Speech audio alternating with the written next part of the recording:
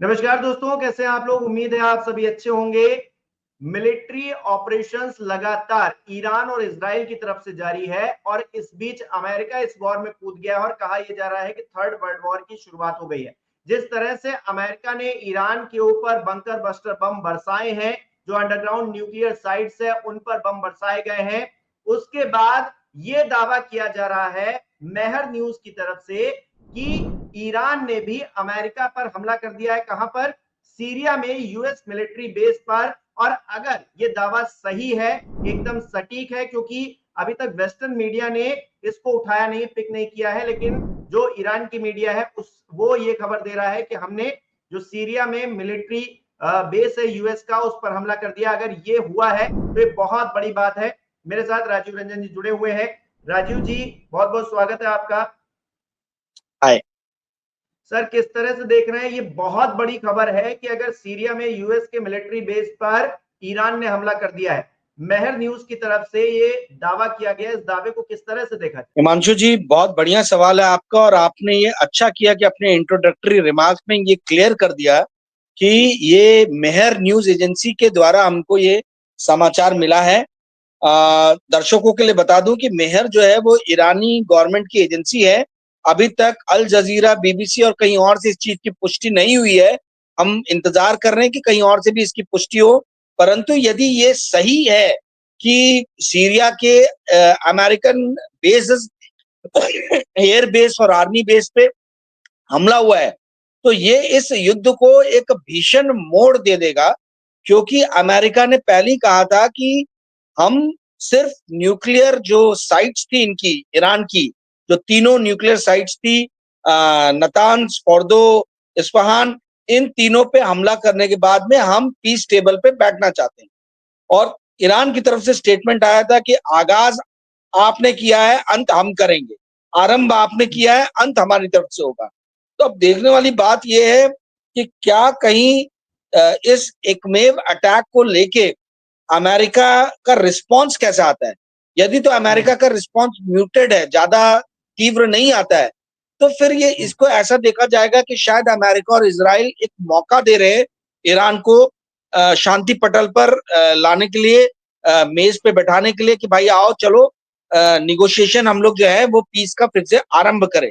और यदि अमेरिका ने इस चीज को बहुत ही मतलब दूसरी तरफ से लेते हुए अपने अटैक को और तीव्र कर दिया, तो फिर आने वाले दिन जो है वो विश्व शांति के लिए बहुत ही खतरनाक होंगे।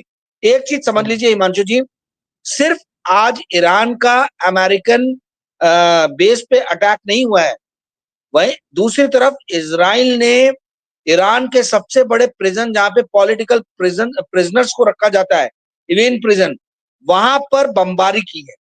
तो ये किसी भी तरीके से थमता हुआ नहीं दिख रहा है और उग्र रूप लेता हुआ दिखाई दे रहा है ये युद्ध जो है।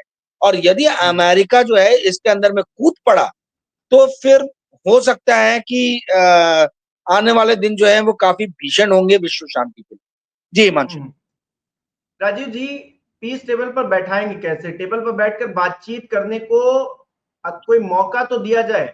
यहां तो सीधे अमेरिका की तरफ से अगर हमला कर दिया गया है, बंकर बस्टर बम गिरा दिए गए हैं जो अंडरग्राउंड न्यूक्लियर साइट्स हैं उन पर, तो संदेश साफ है कि हम बैठकर बातचीत नहीं करना चाहते हैं। ट्रंप किस तरह से रिएक्ट कर रहे हैं इस पूरे मामले पर? आपने कहा था कि 2 हफ्ते का समय दीजिए, आपने 2 दिन में उसको मतलब हमला कर दिया। कि किस तरह से मतलब आप पीस टेबल पर बैठाना चाह भी रहे हैं या नहीं चाह रहे हैं, समझ ही में नहीं आ रहा। देखिए, ट्रंप की भर्त्सना तो उनके अपने देश में भी काफी हो रही है, बिना कांग्रेस की। अमेरिका में कांग्रेस का मतलब है सीनेट और हाउस ऑफ रिप्रेजेंटेटिव। जैसे इंडिया में राज्यसभा और लोकसभा है, वैसे यूएसए में सीनेट और हाउस ऑफ रिप्रेजेंटेटिव है। इन दोनों को मिला के कांग्रेस कहा जाता है। तो जब तक आप कांग्रेस की अनुमति नहीं लेते हो और कांग्रेस जब तक अनुमोदन नहीं करता है, तब तक कोई भी राष्ट्रपति जो है वो हमला नहीं कर सकता है। यहाँ तो हमला होने के बाद, मतलब हमला खत्म हो गया, उसके बाद कांग्रेस को सूचित किया जा रहा है कि हमने ऐसा आक्रमण किया, और उसके बाद में मीडिया में भी ये न्यूज आ रही है। तो इस चीज की भर्त्सना जो है कि किस तरीके से डेमोक्रेटिक इंस्टीट्यूशंस और जो एक चला आ रहा था प्रक्रिया जो है डेमोक्रेटिक प्रोसेस की, कि आप पहले कांग्रेस से अनुमति लीजिए, अनुमोदन उसका पाइए, उसके बाद आक्रमण कीजिए। उन सबको कैसे दरकिनार करते हुए ट्रंप ने जो है ये नेतन्याहू के साथ मिलके इतना बड़ा जो है रिस्क ले लिया है। ये हिमांशु जी बहुत बड़ा रिस्क है। रिस्क मैं इसलिए बोल रहा हूं क्योंकि ईरान जो है वो जियोपॉलिटिकली बहुत ही इंपॉर्टेंट स्टेट है। ना केवल वो बहुत बड़ा ऑयल प्रोड्यूसर है, वर्ल्ड का 3% ऑयल जो प्रोडक्शन है वो आज की डेट में 3 से 3.5% जो विश्व में ऑयल प्रोड्यूस हो रहा है वो ईरान प्रोड्यूस करता है। वहीं दूसरी तरफ जो खाड़ी है स्ट्रेट ऑफ हॉर्मुज की, जहां से 20% जो ऑयल कंजम्पशन है वो वहां से पास होता है। यानी हर दिन जो है 20 मिलियन बैरल पर डे का जो ऑयल ऑयल टैंकर जो है ऑयल लेके जो जाते हैं वो स्ट्रेट ऑफ हॉर्मुज से पास होते हैं। सब आपका जापान से लेके तो इंडिया से लेके तो जितने भी इस तरफ के देश है, इंडोनेशिया, मलेशिया, जितने भी यहाँ ऑयल आता है, चाइना, ये सब वहीं से आता है। चाइना में तो क्या ट्रेन के भी माध्यम से जाता है, परंतु ये जो इन्होंने जिस तरीके से स्ट्रेट ऑफ हॉर्मुज पे कल पार्लियामेंट ने इनके ईरान की पार्लियामेंट ने एक मत प्रस्ताव से पारित किया है कि स्ट्रेट ऑफ हॉर्मुज को जो है वो बंद किया जाए। यदि स्ट्रेट ऑफ हॉर्मुज बंद हो जाता है तो आप ये समझिए कि अमेरिका के इस एक्शन का असर अमेरिका पे तो नहीं पड़ेगा पर भारत जैसे देश पे पड़ेगा। इसका असर जो है जापान जैसे देश पे पड़ेगा, साउथ कोरिया जैसे देश पे पड़ेगा, जिसको बाहर के मुल्क देखते हैं कि हम लोग अमेरिका के ये सारे कंट्री जो है ये स्ट्रेटेजिक अलायंस मतलब स्ट्रेटेजिक पार्टनर्स है। तो आप अपने स्ट्रेटेजिक पार्टनर्स को एक तरीके से नुकसान पहुंचा रहे हो। भाई तेल महंगा होगा तो आपको मालूम है कि भारत की अर्थव्यवस्था कैसे चरमरा सकती है। सेम हालत जापान की है जो पूरा का पूरा एक एजिंग पॉपुलेशन वाला कंट्री है। इसके ऊपर मैंने एक बहुत बड़ा वीडियो मेरे channel current unplug by Rajiv पे बनाया था कि जापान की इकोनॉमी कैसे नीचे जा रही है। साउथ कोरिया जो है उसका भी वही हाल है, वो भी जापान से कोई बहुत मतलब पीछे नहीं है, वहां भी एजिंग पॉपुलेशन अच्छी खासी है। तो कहने का अर्थ यह है कि अमेरिका के इस एक स्टेप से अमेरिका के जितने मित्र राष्ट्र हैं, जितने भी स्ट्रेटेजिक पार्टनर्स हैं, उनकी अर्थव्यवस्था चरमराने का डर है। और ये अमेरिका ने एकमेव अपने पार्टनर इजराइल का साथ देने के लिए अपने बाकी सारे स्ट्रेटेजिक पार्टनर्स को बड़ी ही मुसीबत में डाल दिया है। तो ये रिस्क लेना जो है ये अमेरिका के अंदर खुद बहुत सारे सेनेटर्स, बहुत सारे हाउस ऑफ रिप्रेजेंटेटिव के लोग और जनता जो है वो पूछ रही है कि भाई इस हमले से अमेरिका को क्या मिला, अमेरिका ने क्या पाया। अमेरिका जो है वो कूद रहा है, अमेरिका गया था शांति बहाल करने के लिए और शांति बहाल ना करते हुए अमेरिका इस युद्ध के अंदर कूद गया। और अब ये कहा जा रहा है कि भाई ये तो पीस लाने के लिए, this is peace through strength, ये जो इनिशिएटिव है ये अपना दमखम दिखा के शांति लाने का एक प्रयास है। अब यदि यही दमखम रशिया ईरान की तरफ से लगा दे या चाइना ईरान की तरफ से लगा दे तो आप बताइए हम लोग किस मुहाने पे पहुंच जाएंगे। तो ये वर्ल्ड की स्टेबिलिटी के लिए, जियोपॉलिटिकल स्टेबिलिटी के लिए, पीस की स्टेबिलिटी के लिए बहुत ही बड़ा जो है खतरा है। अमेरिका ने बहुत बड़ा रिस्क लिया है जिसका खामियाजा ह्यूमैनिटी को, ह्यूमन मैनकाइंड को बहुत ज्यादा जो है, मैनकाइंड को बहुत ज्यादा इसका जो है खामियाजा आने वाले दिनों में हो सकता है भुगतना पड़े। चाइना के प्रीमियर शी जिनपिंग ने कहा है कि यदि अमेरिका ने इस चीज पे हमला किया, ईरान पे हमला किया है तो इसका खामियाजा, और आगे भी अगर करेगा तो इसका खामियाजा बहुत सारे लोगों को भुगतना पड़ेगा। तो ये एक तरीके से इनडायरेक्ट जो है ये इशारा कर रहा है चाइना कि एक बार कर दिया अब दोबारा मत करना। देखते हैं आने वाले दिनों में क्या होता है। जी मंच। लेकिन राजीव जी, ये कैसी मेंटेलिटी है, ट्रंप किस तरह के राष्ट्रपति हैं, ये समझ में नहीं आ रहा है। क्योंकि आप हमला कर देते हैं जाकर और फिर उसके बाद कहते हैं हमने देखिए हमला कर दिया है, अब शांति बहाल होगी। अगर आपने इस पर रिटेलिएशन किया तो फिर आपको जो है हम बर्बाद कर देंगे। मतलब ये क्या गुंडाई चल रही है, ये एक तरह की दबंगई चल रही है क्या दुनिया में? कि आपने हमला कर दिया रातों रात, आप कह रहे थे 2 हफ्ते का समय, आपने 2 दिन में ही उस चीज को तोड़ते हुए हमला कर दिया और उसके बाद आप कह रहे हैं अब शांत हो जाओ। ये कैसी बात हुई? यही तो जो लास्ट हम लोग की बातचीत हुई थी उसमें मैंने यही कहा था, ये तो गुंडई है भाई। ये तो ये हमला सिर्फ हिमांशु जी समझिए यूनाइटेड ये ईरान पे नहीं हुआ है, ये यूनाइटेड नेशन के चार्टर पे हुआ है। ये इंटरनेशनल एटॉमिक एनर्जी जो है आईईए, इनके चार्टर पे हुआ है। ये इंटरनेशनल रूल्स एंड रेगुलेशंस पे हुआ है। ये हमला जो है एक तरीके से ब्रिक्स कंट्री पे हुआ है, क्योंकि ईरान ब्रिक्स का मेंबर है। ये हमला जो है शंघाई कॉरपोरेशन ऑर्गेनाइजेशन जो एससीओ है उस पे हुआ है, क्योंकि ईरान जो है उसका एक मेंबर है। तो ये जो हमला है ये ना केवल अमेरिका ने ईरान पे किया है, बल्कि ये हमला जो है ये एक तरीके से इंटरनेशनल ऑर्गेनाइजेशंस और इंटरनेशनल एजेंसीज जो एक टेरिटोरियल सोवेरेनिटी को रेस्पेक्ट करती है, जो ये मानती है कि किसी भी देश के आप भौगोलिक सीमाओं के अंदर घुस के उस देश के ऊपर में आक्रमण नहीं कर सकते, उस देश को आप युद्ध के लिए उकसा नहीं सकते हो। ये इस तरीके की सारे नियम कानून जो है ये उनकी धज्जियां उड़ाना है। अमेरिका विश्व का चौधरी बन के घूम रहा है। अगर ऐसी कल को चाइना चौधरी बन के घूमने लग जाए और ताइवान पे जो है वो आक्रमण कर ले, या नॉर्थ कोरिया जो है वो साउथ कोरिया पे आक्रमण कर ले, है ना, तो वर्ल्ड की पीस, वर्ल्ड की स्टेबिलिटी के लिए तो बहुत बड़ा खतरा उठ जाए, मतलब होगा। कल को हो सकता है कि हम लोग भारत बोले कि बांग्लादेश हमारा हिस्सा है, हमने आजादी दिलाई, हम उस पर हमला करेंगे। तो ऐसा होता नहीं है ना।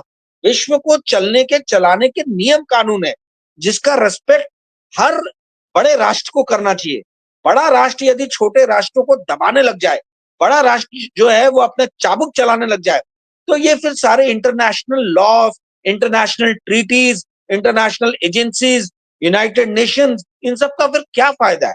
ये तो फिर इसका मतलब है कि ये सिर्फ दिखावे, मतलब आई मीन पेपर टाइगर हैं, ये सिर्फ दिखावे के लिए हैं। आप ये देखिए, ये होने के बाद में यूनाइटेड नेशन सिक्योरिटी काउंसिल की एक बैठक होनी चाहिए थी, और बैठक में अमेरिका के इन इनिशिएटिव्स की भर्त्सना होनी चाहिए थी, कठोर निंदा होनी चाहिए थी, कठोर शब्दों में निंदा की जानी चाहिए थी कि भाई आपने तो पूरी की पूरी विश्व शांति के लिए जो है एक तरीके से खतरा जो है वो खड़ा कर दिया है। ट्रंप ये बोल के आए कि अमेरिका जो है वो ग्लोबलिस्ट नहीं है, अमेरिका जो है विश्व का चौधरी बनने के लिए नहीं निकला है।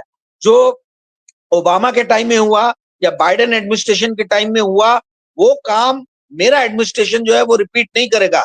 मैं अमेरिका में इनवर्ड लुकिंग पॉलिसीज, यानी अमेरिका को कैसे फिर से ग्रेट नेशन बनाया जाए, उस पर ध्यान दूंगा।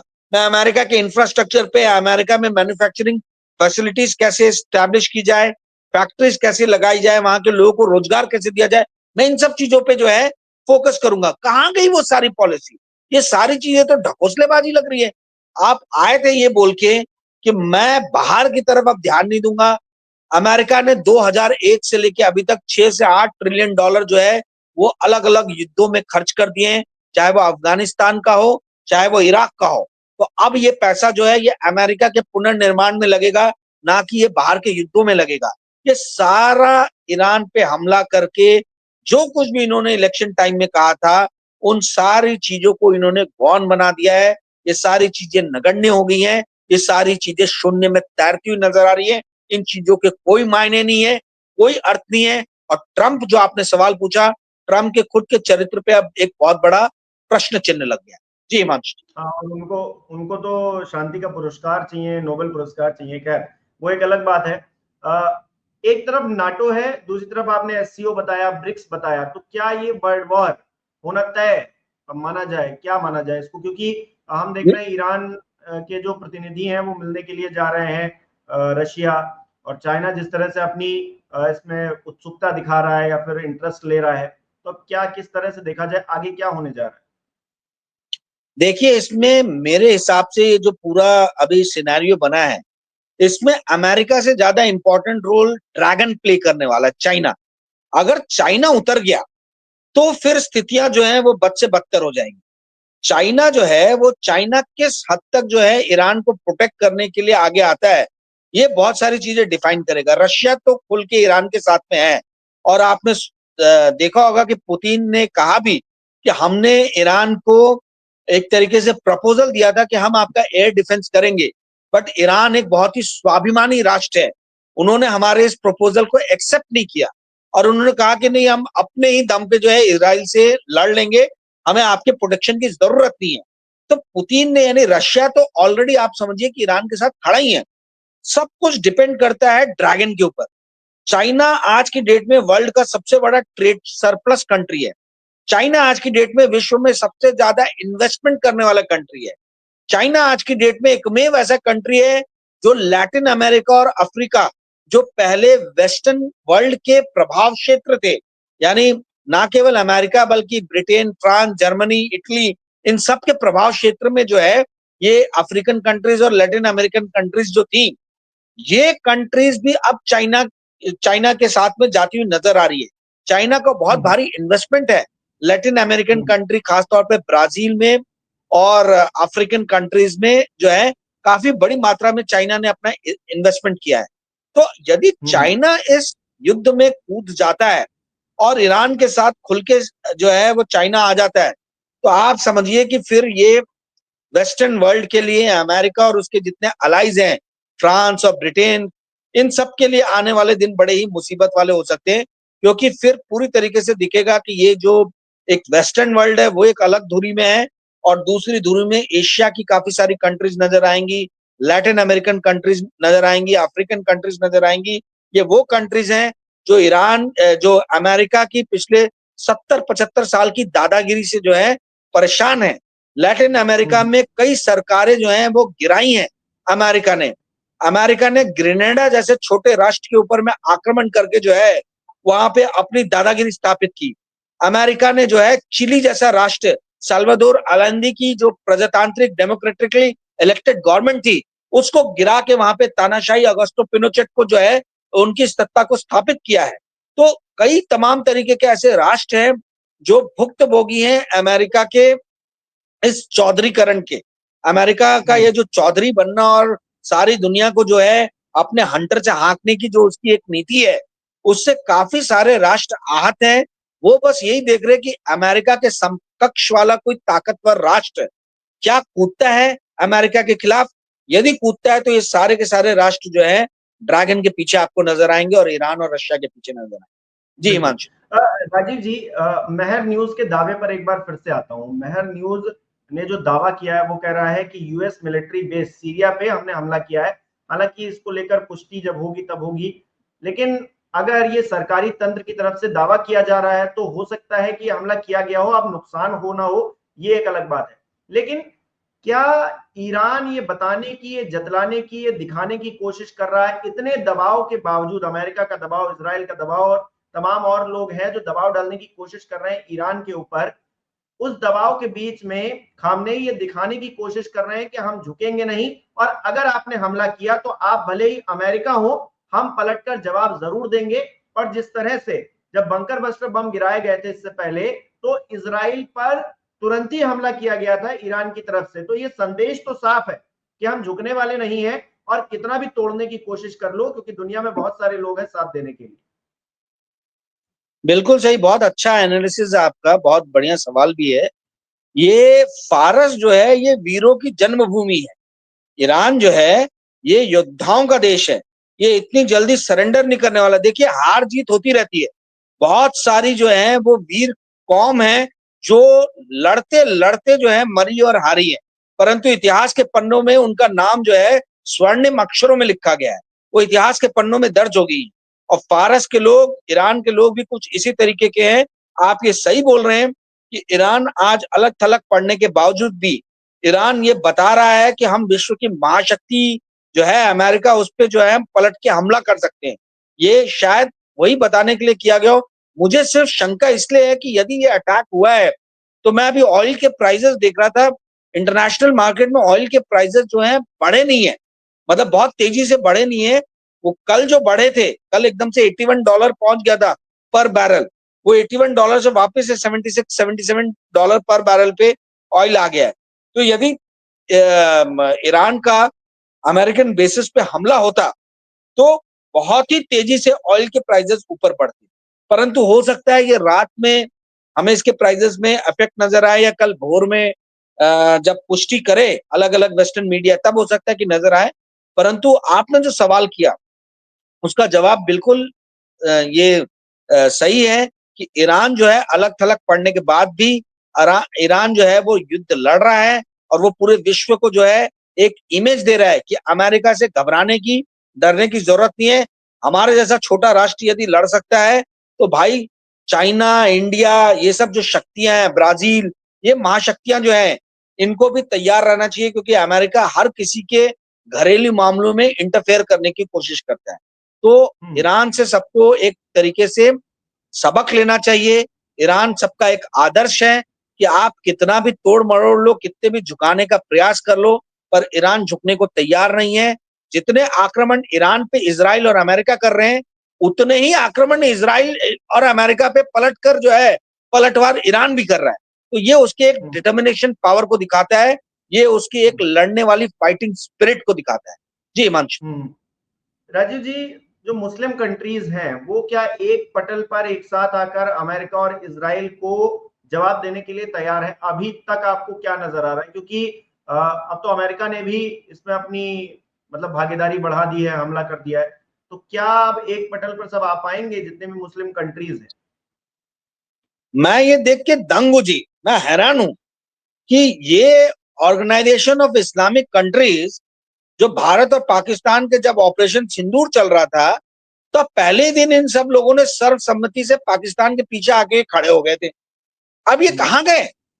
अब तो भाई यहूदी और मुस्लिम राष्ट्र के बीच में जो थियोक्रेटिक नेशन है, ईरान जो है मुस्लिम थियोक्रेटिक नेशन है, वो शरिया कानून पे चलने वाला राष्ट्र है। तो जब ऐसे राष्ट्र पे यहूदियों ने हमला किया है, तो ऐसे टाइम पे ऑर्गेनाइजेशन ऑफ इस्लामिक कंट्रीज के ऑर्गेनाइजेशन के लोग कहां गायब है? ये जो कंट्रीज हैं, ये क्यों नहीं एक मत एक सुर में आके ईरान के पीछे खड़ी हो जा रही है? क्यों नहीं सऊदी अरेबिया बोल रहा है कि भैया अमेरिका को हमारे यहाँ से बेसेस हटाओ अपने, आप यहाँ से हटो। एक में मेरे ख्याल से यमन को छोड़ के अभी तक किसी के भी मैंने, और इराक में जो शिया फैक्शन के जो लीडर्स हैं उनको छोड़ दें, तो कहीं से भी बहुत ज्यादा प्रबल आवाज जो है, प्रबल समर्थन जो है, वो ईरान को मिलता हुआ नजर नहीं आ रहा है। और इससे समझ में आ रहा है कि ये सारी की सारी कंट्रीज जो है, ये मौका परस्त है, ये मौका परस्त है। ये पाकिस्तान के साथ तो जा सकती हैं जो शरिया कानून पे नहीं चल रहा है, वहां पे डेमोक्रेसी, मतलब वहां संविधान के हिसाब से काम हो रहा है।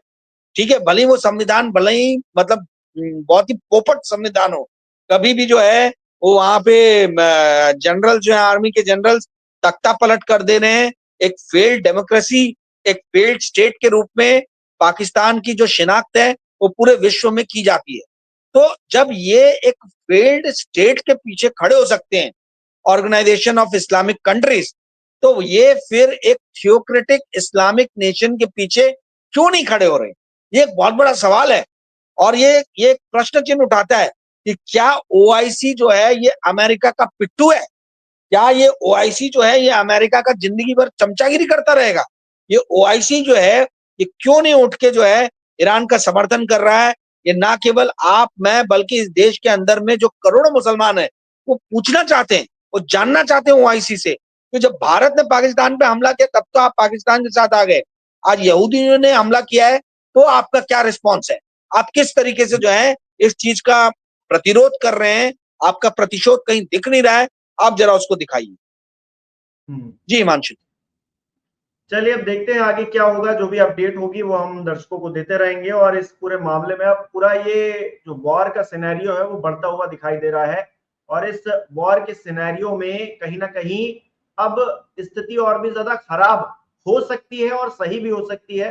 हम पॉजिटिव माइंड लेकर चल रहे हैं कि सब कुछ ठीक हो जाए, क्योंकि ये जो युद्ध हो रहा है इसमें हजारों लोगों ने जान गंवाई है, इधर के हो या उधर के हो। वो आम नागरिक थे जिन्होंने जान गंवाई है, मिलिट्री के लोग भी थे। लेकिन आम लोग जब जान गंवाते हैं तो अपने आप में ये अच्छी बात नहीं है, क्योंकि उनकी लड़ाई किसी से नहीं है, वो शांति से रहना चाहते हैं। लेकिन दो कंट्रीज के ईगो के बीच में वो पिस जाते हैं, जो कि अच्छी बात नहीं है। तमाम परिवार जो है वो तबाह हो जाते हैं। आप दर्शक किस तरह से इस पूरी वॉर को देख रहे हैं, हमें कमेंट करके जरूर बताइए।